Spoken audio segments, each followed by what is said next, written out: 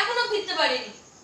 আমিও মার সাথে যেতাম বুঝলে, কিন্তু আমার তখন এক্সাম চলছিল আর দাদু ভাইয়েরও হঠাৎ শরীর খারাপ হয়ে গেল, তাই বাধ্য হয়ে মাকে একা যেতে হলো, আমাকে আর বাবাকে রেখে।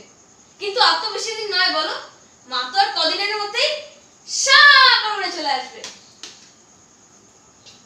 হ্যাঁ, সে তো আসবেই। নাও না, চটপট এগুলো খেয়ে ফেলো দেখি। বাবা কিন্তু বারবার তোমাকে খেতে বলেছে। খাবো না বলে আমার বায়না জুড়ো না যেন।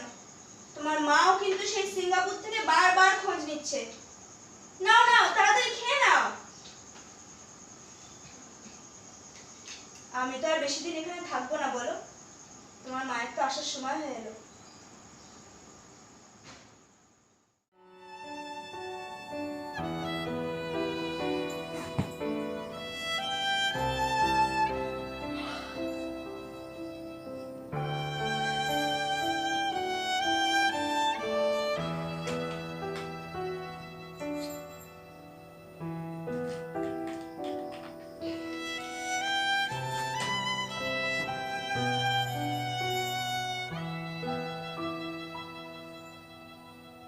এখন সবে ভোর 4টে,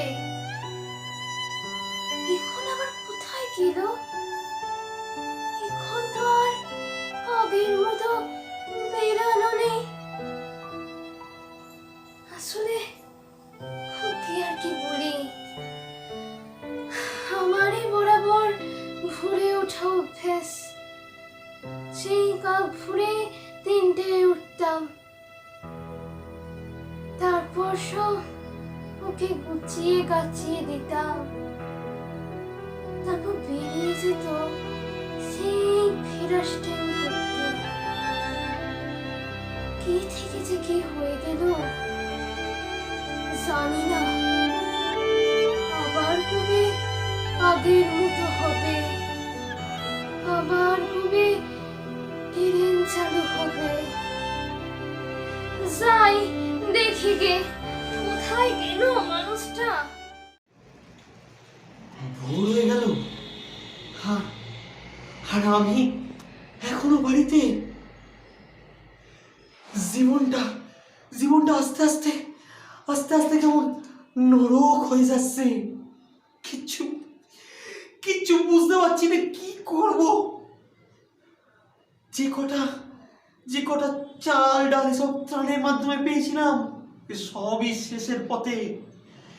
আর রেশনের চালেই বা কতদিন, আর এভাবে কতদিন চলতে পারে? এরকম সময় এরকম ভোরবেলায় বেরিয়ে পড়েছি ফার্স্ট ট্রেনের উদ্দেশ্যে। আর আমার সঙ্গী আমার এই কেটলি আর আমার এই চায়ের কাপ। এরকম ভোরবেলা আমার শব্দে কত লোকের ঘুম ভাঙতো, কত লোকের মাথার ব্যথা সেরেছে আমার এই চায়ে। এই বিনোদের চায়ের কত লোক কত তারিফ করেছে। সকালবেলা এই কেটলি নিয়ে এক কামরা থেকে আর এক কামরা কত ছুটে বেরিয়েছি। আর এক ধাক্কায়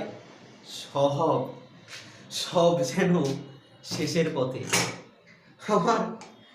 আমার এই কেটলিটা এটা পুরনো হয়ে গেছে। আমি ভেবেছিলাম যে শীতকাল তো আসছে, এই কেটলিটা থাক, আরেকটা নতুন কেটলি কিনবো। কিন্তু সব আশাই কেমন শেষের পথে। কিছু বুঝতে পারছি না কিভাবে চলবে। এক কামরা থেকে আর এক কামরা ছুটে বেড়ানো যে ছিল আমার রোজ নামসা। জানি না কি করে যে সংসার চলছে, সে একমাত্র আমি জানি, আর ঈশ্বর জানি না এইভাবে আর কতদিন বাঁচবো। ভাগ্যের দিদি অনিন্দবাবুর বাড়িতে রিবুকে দেখাশোনার কাজে লেগেছিল, তাও তো দুবেলা দুমুঠো খেয়ে বেঁচে আছি। কতবার করে দিদি আমায় বলেছিল সবজি নিয়ে বস, কিন্তু আমার সে কি আর ভালো লাগে। সেই বর্ধমান থেকে ট্রেনে উঠতাম, তারপর লজেন্স নিয়ে এই বগি থেকে ওই বগি, আমার এই লজেন্সে কত বাচ্চার মুখে হাসি ফুটে উঠতো, আর কত বাচ্চা বায়না করা সত্ত্বেও তাদের বাড়ির লোক কিনে দিত না। যতই হোক, আমার তো আর এই লজেন্স দামি লজেন্স না, ট্রেনের লজেন্স বলে কথা। সেই দৃশ্য এখনো আমার চোখের সামনে ভেসে ওঠে। হ্যালো, বাবা কেমন আছেন এখন? কাল অবধি তো বললে ঠিকই আছেন। হ্যাঁ গো, এখন আগের থেকে ভালোই আছে। এবার তো আমারও ফেরার পালা। আমার তো মন তোমাদের দিকেই পড়ে আছে। ছেলেটা যে আমাকে ছাড়া কি করছে। আরে না না, তুমি এই নিয়ে কোনো চিন্তা করো না। হ্যাঁ, শ্যামল দিয়ে ঋতুকে একেবারে পুরো আগলে রেখেছে। ও বাবা, যাই হোক, তুমি ভাগ্যিস শ্যামলিদিকে এখানে রেখে গেছিলে, নালে অত বড় দোকান আর এই আমাদের রিজুকে একসাথে কি করে সামলাতাম, পুরো নাজিয়াল হয়ে পড়তাম বাবা। আর আমি তো বেশিরভাগটা সময় দোকানেই কাটাই, বাড়িতে কতক্ষণ থাকি বলো? সত্যিই গো, ঈশ্বরই বোধহয় শ্যামলীদিকে আমাদের কাছে পাঠিয়ে দিয়েছেন। উনি তো আসলে রিজুকে স্কুলে দিয়ে আসা নিয়ে আসা করতেন। আমার কথায় রাজি হয়ে উনি এই বিপদের দিনেও যে রিজুকে দেখাশোনার কাজে রাজি হয়েছেন, এটাই আমাদের কাছে সৌভাগ্যের ব্যাপার। ওনার দায়িত্বেই রিজুকে রেখে এসে আমি সিঙ্গাপুরে আসতে পেরেছি। বাবার অসুস্থতার সময় বাবার পাশে দাঁড়াতে পেরেছি। কত দিন হয়ে গেল আজ ট্রেনের শব্দ পাই না। দাদাটা আমার ভিতর ভিতর একেবারে গুমড়ে মরছে। চোখে ভালো দেখতে না পেলেও কোনোদিন কিন্তু ওর কাজ বন্ধ করেনি। কারোর করুণার পাত্র হয়েও বাঁচবে না। নানা রকম ধূপ নিয়ে সেই রোজ একই সময়েও বেরিয়ে যেত। ট্রেনের কত লোকের সাথে দাদার কত আলাপচারিতা, সেই সব গল্প আমার কাছে করত। সত্যি কতগুলো দিন হয়ে গেল, হ্যাঁ, ট্রেন চলেনি। ট্রেনে রোজ কত প্যাসেঞ্জারের সাথে দেখা, কত কথা। আমার মতো বিভিন্ন হকাররা, কেউ ঝালমুড়ি, কেউ শশা, কেউ ছোটদের গল্পের বই, কেউ নিত্য প্রয়োজনীয় টুকিটাকি জিনিস, কেউ লজেন্স, এসব নিয়ে ঘুরে বেড়াতো। আর এই হকারিটা তো শুধু আমাদের রোজগার নয়, এটা আমাদের মতো লোকেদের বেঁচে থাকার রসদ। বিশেষ করে আমি যে চোখে দেখতে পাই না, এই ধূপগুলো এখন আর ফ্রি করতে পারি না, ধূপগুলো আর ফ্রি হয় না। ট্রেনে উঠে মনেই হতো না আমি বাকিদের থেকে আলাদা।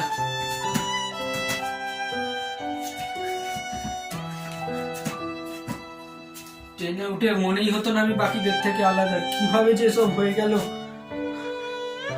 একটা অদম্য শক্তিতে আমি ছুটে বেড়াতাম সবার সাথে। বোনটাও এতদিন হলো পড়াতে পারছে না বাচ্চাগুলোকে, তারাও আর পড়তে আসে না। কিভাবে যে মাস্ক বানিয়ে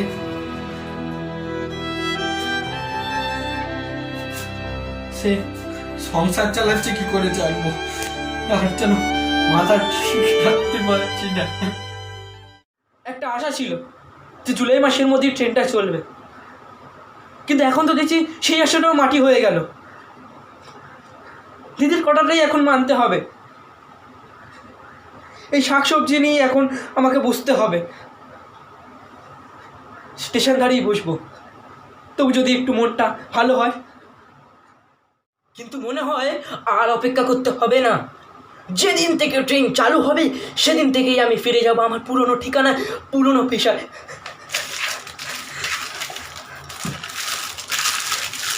এই লজেন্সই হবে আমার সঙ্গী। বলছি শুনো না, আমি একটা উপায় বের করেছি। আমাদের যে এই জায়গাটা আছে না, আরে রেশনের চাল তো আসছি, তাতে করে কি আর এতদিন চলে? আমি বলছিলাম কি, আমরা যদি 4 প্যাকেট বিস্কুট এসব নিয়ে বসি তাহলে কিছুটা হলেও আমাদের কষ্টটা লাঘব হবে। কথাটা তুমি খুব একটা খারাপ বলনি, বুঝলে? সত্যি তো, যেভাবেই হোক রোজগার তো করতে হবে। এইভাবে বইসে বইসে খেলে আর কতদিনই বা চলবে? আর তো সেভাবে হাতে কিছুই নেই। আচ্ছা, আমি হকার্স ইউনিয়নের লোনের জন্য তাহলে একবার কথা বলে দেখি, বুঝলে? একবার লোনটা হাতে পেলেই আমি আমি তোমার কথা মতো কিছু চা পাতা বিস্কুট এইসব নিয়ে বসে পড়বো তাহলে। কিন্তু কিন্তু কি বলো তো, আমার আমার মন বলছে আমাদের এই অভাবের যন্ত্রণা আর বেশি দিন নয় গো, আর বেশি দিন নয়। এবার ট্রেন চলবেই দেখো, আর একবার ট্রেন চললেই আমি আবার সেই ভোরের আলোর দিশায় পা বাড়াবো। আবার আমার সায়ে সায়ে শব্দে কত কত প্যাসেঞ্জারদের ঘুম ভাঙবে বলো তো। কথাটা ভাবলেই না আমি যেন মন থেকে একটা বল পাচ্ছি, বুঝলে? তুমি দেখো, আবার ট্রেনের শব্দে আর আমাদের মতো হকারদের শব্দে গম গম করে উঠবে পুরো স্টেশন চত্বর। এভাবে মাছ তৈরি করেই তো সংসারটা চালাচ্ছি। এতে আমাদের 2 ভাই বোনের কোনো রকমে চলে যাচ্ছে। যাক, তবু একটা ভরসা পাওয়া গেল। যাই, দাদাকে গিয়ে খবরটা দিয়ে আসি। একটা খুশির খবর আছে দাদা। আমি আজ পৌরসভা গিয়ে আমাদের অবস্থা নিয়ে ওদেরকে বলেছি। ওরা আমাকে আশ্বাস দিয়েছে কিছুদিনের মধ্যেই আমাকে আশাকর্মীর কাজে নিযুক্ত করবে। তাতে অন্তত তোর আর আমার খাওয়া পড়াটা ভালোই চলে যাবে। কি বল দাদা? বাহ বাহ বাহ বাহ, বেশ ভালো খবর শোনালি রে, বেশ ভালো খবর শোনালি। আর চিন্তা থাকবে না সেরকম। আসলে কি বলতো, আমার আর এই বাড়িতে বসে থাকি বেশি দিন ভালো লাগছে না। অনেক দিন তো হলো বল। ওই ট্রেনের শব্দটাই আমার একটা শক্তি, একটা রসদ। আর তাছাড়া কি মনে হয় জানিস তো, যে খুব শীঘ্রই ট্রেন চালু হবে আবার। হ্যাঁ, আবার সব কিছু নিয়ে বেরোতে পারবো। আর যতদিন না হচ্ছে, তুই কাজ পেয়ে গেলে তোর তৈরি করা এই যে মাস্কগুলো কোথায় রেখেছিস? এগুলো তো ধূপ কোথায় গেল?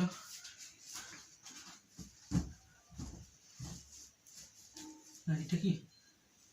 হ্যাঁ, তো তৈরি করা এই মাস্কগুলো নিয়ে আমি বাড়ির আশপাশে কোথাও একটা বসে বিক্রি করব। আমি আর বাড়িতে থাকতে পারছি, আমার দম বন্ধ হয়ে আসছে। বিভিন্ন ধূপ বেচে এইসব বিক্রি করে কত মানুষের মন জয় করেছি। কেউ গোলাপের গন্ধের ধূপ চেয়েছে, কেউ চন্দনের, কেউ জুঁই ফুলে, যে যেটা চেয়েছে দিয়ে তাদের মন জয় করেছি। আর আমারও ভাল লাগছে না রে, একদম ভাল লাগছে না। হ্যালো, বলছি শোনো না, আমার টিকিট বুকিং হয়ে গেছে। আমি আর কদিনের মধ্যেই তোমাদের কাছে ফিরব। ছেলেটার জন্য মনটা বড্ড ছটফট করছে। কি যে করছো আমাকে ছাড়া। আচ্ছা শোনো, সাবধানে থেকো আর সময় মতো খাওয়া দাওয়া করো। আর তো মাত্র কয়েকটা দিনের অপেক্ষা। না, আমারও কি তোমাকে ছাড়া ভালো লাগে বলো? হ্যাঁ ঠিক আছে, তুমি তাড়াতাড়ি চলে এসো। না না না, এই পরিস্থিতিতে রিজুকে একা রেখে তোমাকে আনতে যাওয়াটা, না না, রিজুকে একা রেখে তোমাকে আনতে যাওয়াটা ঠিক হবে না। ঠিক আছে, তুমি এসো। হ্যাঁ হ্যাঁ এসো। আর আমি তাহলে রিজুকে খবরটা দিই, তাহলে ও খুব খুশি হবে, বুঝলে? হ্যাঁ ঠিক আছে, তাহলে রাখছি।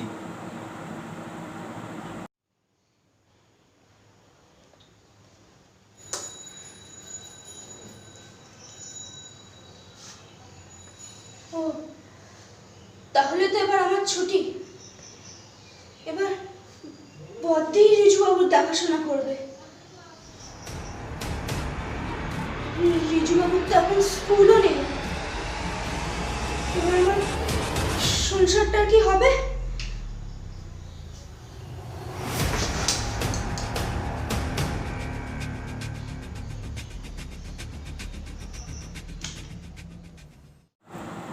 কি রে রিজু, কোথায় গেলি? আরে শোন শোন, একটা ভালো খবর আছে, তোর মা খুব তাড়াতাড়ি ফিরে আসছে রে। কি, মা ফিরে আসছে? উফ, কতদিন বাদে আমার মাকে সামনে থেকে দেখতে পাবো। কিন্তু শ্যামলী পিসি? ওরে না রে, তা নিয়ে তুই কোনো চিন্তা করিস না, তোর মা শ্যামলীদিকে ছাড়াচ্ছে না। আফটার অল শ্যামলীদি আমাদের অসময়ের বন্ধু বল, সেই বাড়ি ছেড়ে কোথাও যাচ্ছে না। আর তাছাড়া শ্যামলীদির ভাই মানে মধু, ওরও তো এখন সব কাজকর্ম সবই বন্ধ। ওদের তো সংসার ওই ট্রেনে লজেন্স বিক্রি করে চলে বল। সুতরাং এই সময় ওদের পাশে দাঁড়ানোটা আমাদের কর্তব্য, বুঝলি? শ্যামলী পিসি কোথায় গেল বাবা? দাঁড়া, আমি শ্যামলী পিসিকে সব কথা বলে আসি, দাঁড়া।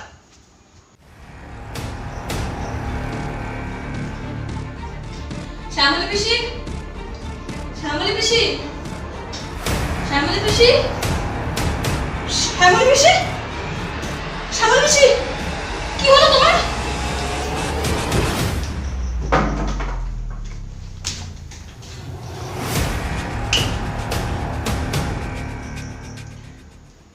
শ্যামলী পিসি, ওঠো ওঠো ওঠো না, মা মা ফিরে আসছে।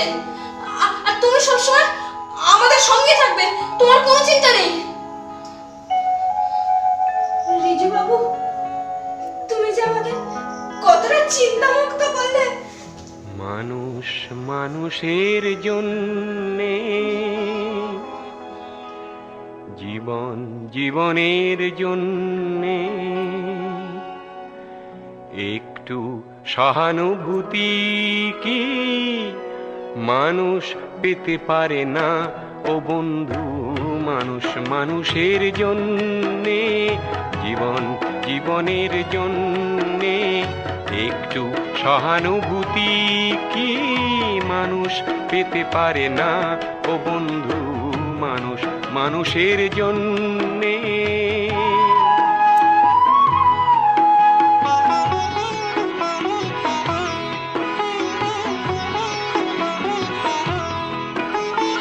মানুষ মানুষকে পণ্য করে, মানুষ মানুষকে জীবিকা করে, মানুষ মানুষকে পণ্য করে, মানুষ মানুষকে জীবিকা করে। পুরনো ইতিহাস ফিরে এলে লজ্জা কি তুমি পাবে না ও বন্ধু?